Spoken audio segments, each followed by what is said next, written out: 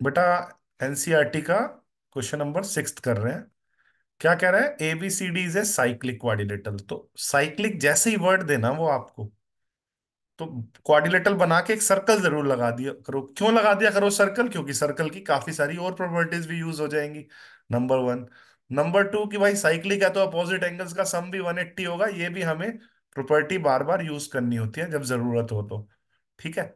इसके डायगोनल्स ही पे इंटरसेक्ट कर रहे हैं और हमें डी बी सी 70 है, मैंने बना दिया। और एंगल बी ए सी 30 है, ये भी मैंने बना दिया। तो दो एंगल निकालने हैं बेटा, बी सी डी और ई सी डी।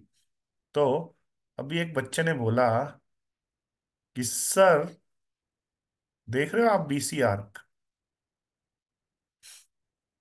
सर ये बीसी आर्क ना, एक तो बना रही है बीएसी।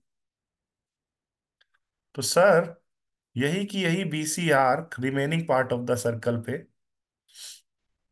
ये वाला बना रही है बीडी सी। तो ये दोनों इक्वल होंगे। तो बीएसी, क्या बोला बेटा? BAC equal to PDC. Exam में क्या लिख के आएंगे? Angles in the same segment. Angles in same segment, ये लिखा होगा बच्चों। ठीक है, थोड़ी हम्म। राइटिंग ऐसी आ रही है इस सिस्टम पे, कोई नहीं, आप बात को समझना। अब ये 30 डिग्री है।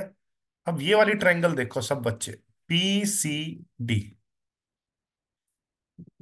ठीक है बच्चों, बी सी डी ट्रायंगल में एक एंगल 70 नजर आ रहा है, एक 30 30। अभी अभी बी ए सी और बी डी सी दोनों इक्वल थे। बी ए सी तो 30 था ही, तो बी डी सी भी 30 हो जाएगा ना।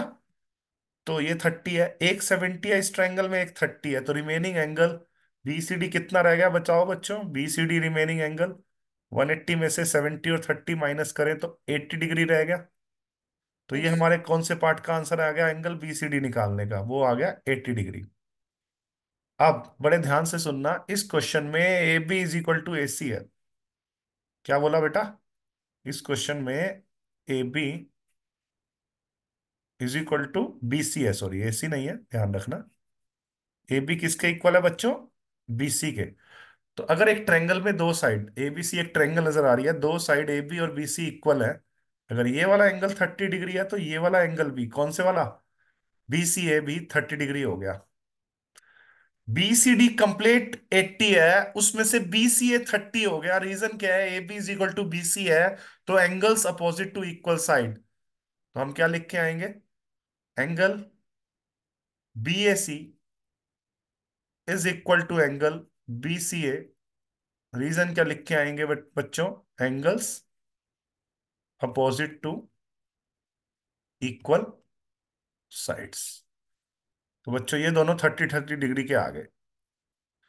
अब कंप्लीट बीसीडी अभी अभी हमने 80 निकाला है ना, एंगल सम प्रॉपर्टी से 70 प्लस 30 100 100।